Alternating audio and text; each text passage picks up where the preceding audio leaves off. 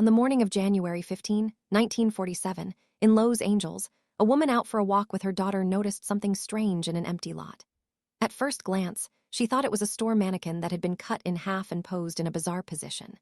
As she got closer, the realism of what she was seeing disturbed her, but when she realized what it actually was, she would experience the shock of her life.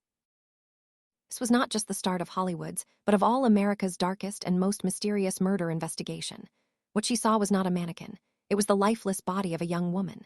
This is the story of Elizabeth Short, known as the Black Dahlia, whose dream-chasing life turned into the lead role of a nightmare, and of the police's first encounter with a killer's cold-blooded precision. So who was the killer? And why, after all these years, has this veil of secrecy never been lifted? At the center of every great tragedy, there is a human being with hopes and dreams. For the Black Dahlia case, that person was Elizabeth Short. Born on July 29, 1924 in Boston, Elizabeth was one of 5 sisters.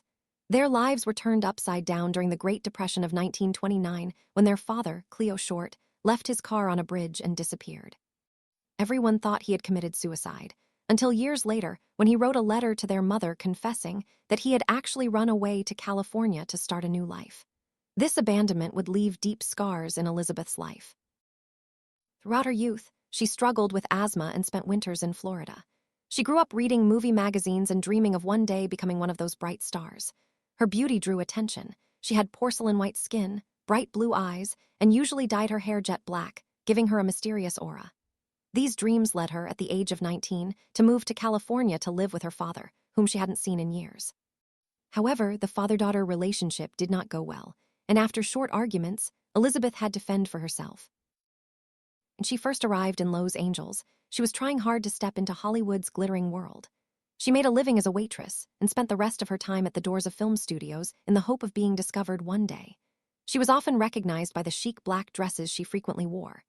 This mysterious and melancholic image would later inspire the press, after her death, to give her the nickname Black Dahlia, inspired by the popular film of the period, The Blue Dahlia. Elizabeth Short was a young woman in Los Angeles who drifted from place to place, had no fixed address, and according to her close ones, was deeply lonely. Her life was caught between the dream of becoming a movie star and the harsh reality of the streets. She was last seen on January 9, 1947, when her boyfriend Robert Red Manley dropped her off at the lobby of the Biltmore Hotel. She had told Manley that she was going to meet her sister, but this was not true.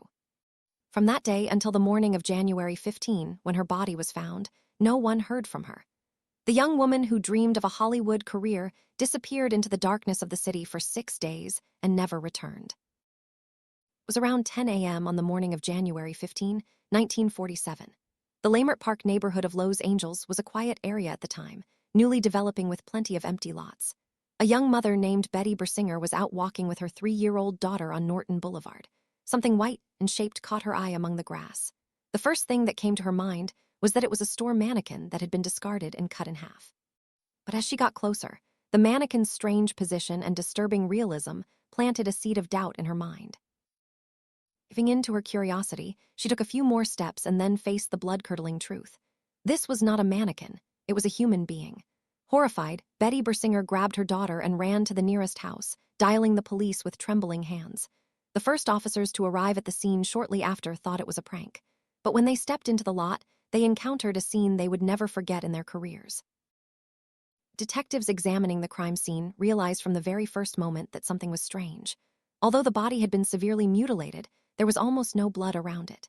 This showed that the murder had been committed elsewhere, and that the killer had transported the victim's body to this empty lot afterward. It was clear that the blood had been cleaned from the body, and that the corpse had even been carefully washed. Nearby, a cement bag thought to contain bloody water residue was found. Victim's identity was initially unknown.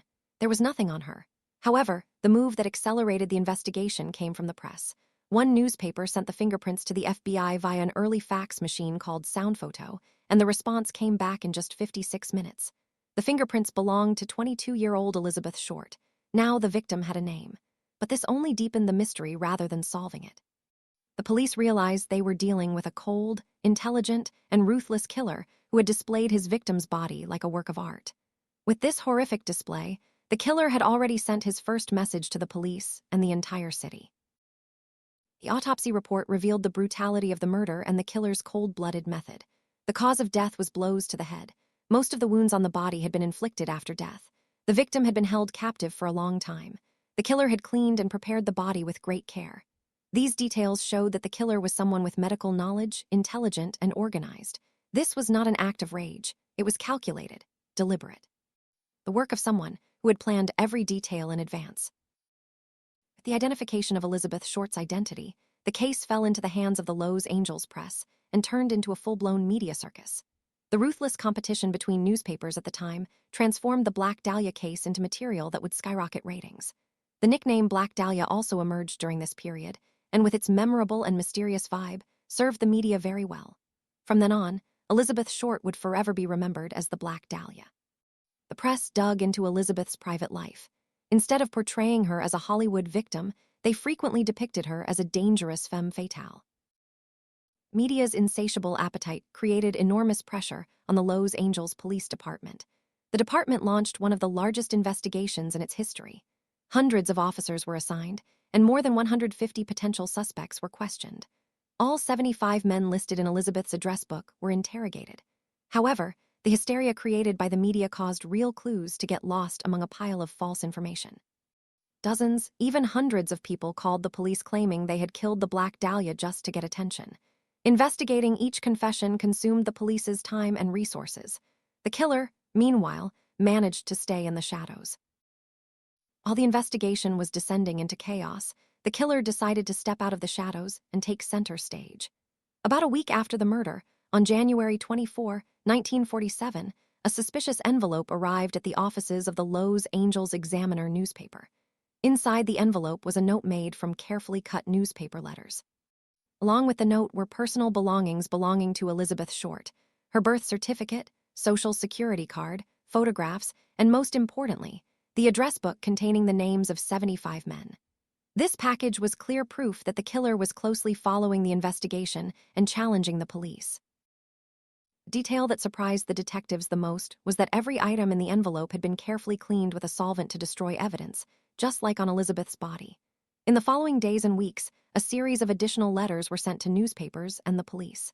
In one letter, he said he would turn himself in to justice, but that the police had to catch him first. In another, he used expressions like, "The Dahlia murder was justified." These letters provided important clues about the killer's psychological profile. He was someone who did not settle for just killing, but fed on fame and the terror he created. He saw the police as helpless and himself as a superior criminal genius. After hundreds of suspects were eliminated, the focus increasingly narrowed on a single name: Dr. George Hodel. Hodel was a well-known figure in Los Angeles society, a genius doctor with an extraordinarily high IQ. He was also a specialist in venereal diseases and had a special interest in surrealist art. He was known for throwing wild parties in his Hollywood home, designed by the famous architect Lloyd Wright. The first reason the police suspected Hodel was the surgical knowledge the killer must have possessed. The professional nature of the incisions on Elizabeth Short's body naturally made a doctor a suspect, and Hodel fit this profile. Real developments that made Hodel the prime suspect emerged a few years after the murder. In 1949, Hodel's own daughter claimed that her father had sexually abused her. After this incident, the district attorney's office began secretly investigating Hodel and placed listening devices in his home. In these recordings, Hodel was allegedly heard saying, "Let's assume I killed the Black Dahlia. No one can prove it now. They can't talk to my secretary either because she's dead." These words sounded like a confession. The secretary Hodel mentioned had indeed died suspiciously from an overdose. Hodel's mention in the recordings that he had bribed the police further strengthened suspicions about why the investigation had stalled. Despite these strong suspicions, George Hodel was never officially charged with the Black Dahlia murder. Shortly after being acquitted of the incest case due to insufficient evidence, he left America in 1950 and settled in the Philippines, where he lived until 1990. The question of why he was never arrested remains one of the greatest mysteries of the case. According to some theories, Hodel's deep connections with the police and city administration had protected him. Years later, his son, former LAPD homicide detective Steve Hodel, compiled evidence pointing to his father as the Black Dahlia killer in a book titled Black Dahlia Avenger. Although many people found the evidence convincing, due to the passage of time and the loss of evidence, George Hodel's guilt was never legally proven. The Black Dahlia murder continues to be the most famous unsolved case in American crime history, even after all these years. So why, despite so many suspicions, intense interest, and a large-scale investigation, was the killer never found? First, the lack of evidence was the biggest obstacle. The fact that the actual location of the murder was never found, and that the killer meticulously destroyed the evidence, tied the police's hands. The forensic technology of the 1940s lacked modern capabilities like DNA analysis, making it impossible to find biological evidence of the killer's identity. Second, the chaos created by the media and the flood of false confessions seriously undermined the investigation. Third, and perhaps the most disturbing possibility, is the suspicion of a cover-up. The prime suspect, Doctor George Hodel's connections with the police and influential figures in the city strengthen the theory that he may have been protected. If the killer was indeed someone with a respected position in society, the possibility that the case was deliberately left unsolved to prevent such a major scandal is a point worth considering. In conclusion, the Black Dahlia case remained unsolved because the killer was both very intelligent and meticulous, and the conditions of the era, the media, and perhaps a corrupt system all worked in his favor.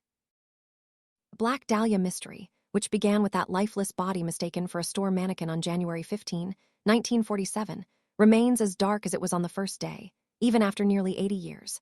This case is not only the tragic end of a young woman who dreamed of Hollywood, but also proof of how a smart and ruthless killer played with the police, the press, and all of society, and how he escaped justice. Perhaps the most frightening thing is that the killer won. His identity remained a secret, leaving behind only questions, theories, and an endless curiosity. He did not just kill Elizabeth Short, he also opened a wound in the memory of the American justice system that will never heal. What do you think? Do you believe the Black Dahlia's killer was the genius Dr. George Hodel, whom even his own son accused? Or was the killer someone else overlooked among the hundreds of suspects? Why was this case never solved?